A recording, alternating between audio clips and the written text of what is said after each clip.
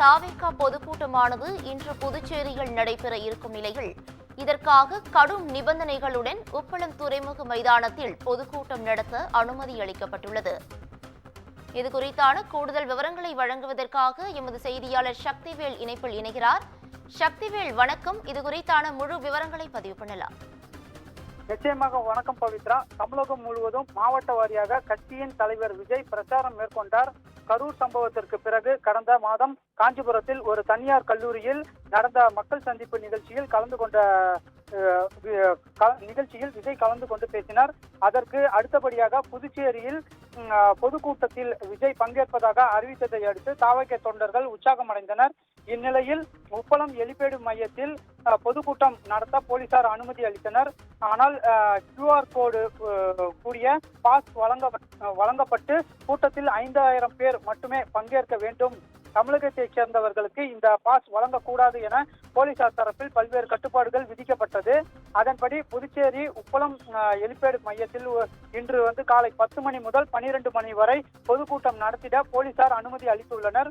கூட்டத்தில் பங்கேற்பவர்களின் குடிநீர் தேவைக்காக தலா 1000 லிட்டர் கொள்ளளவு கொண்ட பிளாஸ்டிக் தொட்டிகள் 20 வைக்கப்பட்டுள்ளன. ஆங்காங்கே கழிவறைகளும் அமைக்கப்பட்டுள்ளன. கூட்டத்தில் பங்கேற்பதற்காக பனையூரில் உள்ள வீட்டில் இருந்து இன்று காலை 8 மணி அளவில் விஜய் காரில் புறப்படுகிறார். அங்கிருந்து கிழக்கு கடற்கரை சாலை வழியாக 10:30 மணிக்கு இந்த கூட்டம் நடைபெறும் இடத்திற்கு வருவார் என்று தகவல்களும் கிடைத்துள்ளது. அதே போல் அங்கு தனது விஜயின் பிரச்சார மைய வாகனத்தில் நின்றபடியே பேசுகிறார். விஜயின் பேச்சை கேட்க வரும் தொண்டர்கள் பாஸ் வைத்திருந்தால் மட்டுமே அனுமதிக்கப்படுவார்கள். இந்நிலையில் தாவேகா கட்சியின் சார்பில் தொண்டர்களுக்கும் பல்வேறு கட்டுப்பாடுகள் விதிக்கப்பட்டுள்ளது. குறிப்பாக பொதுக்கூட்டத்திற்கு வருபவர்கள் கர்ப்பிணி பெண்கள், கை குழந்தைகளுடன் இருக்கும் சகோதரிகள், முதியோர்கள், உடல்நலம் குன்றியவர்கள், பள்ளி சிறுவர்கள், மாற்றுத்திறனாளிகள் கலந்து கொள்ள அனுமதி இல்லை எனவும் தெரிவிக்கப்பட்டுள்ளது. தலைவர் விஜய் நிகழ்ச்சிக்கு வரும்போது கூட்டத்தை முடித்துவிட்டு செல்லும் போதும் அவரது வாகனத்தை யாரும் பின்தொடரக்கூடாது. கோர்ட் உத்தரவின்படி தேசிய நெடுஞ்சாலையில் பிற சாலைகளில் கட் அவுட்டுகள், பேனர்கள் மற்றும் அலங்கார வளைவுகள், கொடி கம்பங்கள் அனுமதி இல்லாமல் வைக்கக்கூடாது என்றும் தெரிவிக்கப்பட்டுள்ளது. பொதுக்கூட்டம் நடைபெறும் பகுதிகளில் அரசு மற்றும் தனியார் கட்டிடங்கள், காம்பவுண்டுகள், சுற்றுச்சுவர், மரங்கள், வாகனங்கள் மீது கொடி கம்பங்கள் வைக்கக்கூடாது என்றும் தெரிவிக்கப்பட்டுள்ளது.